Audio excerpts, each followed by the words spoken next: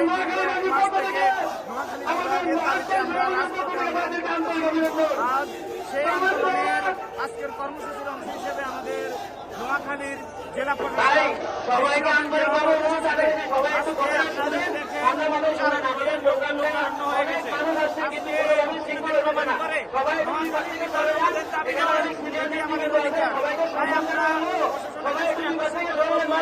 এই আমাদের বাংলাদেশের বর্তমানে সময় এসে অধিকার থেকে বঞ্চিত হতে পারে না। তাই আমাদের ন্যায্য অধিকার, আমাদের বিভাগ আমাদেরকে দিতে হবে। যতক্ষণ পর্যন্ত আমাদেরকে এই বিভাগ দেওয়া হবে না, আমরা আমাদের বিভাগ বাস্তবায়ন করা পর্যন্ত রাজপথে আছি, রাজপথে থাকবো। কঠোর কর্মসূচি দেওয়া হয়, আমরা সব ধরনের কঠোর কর্মসূচিতে ইনশাআল্লাহ মাঠে অবস্থান করবো।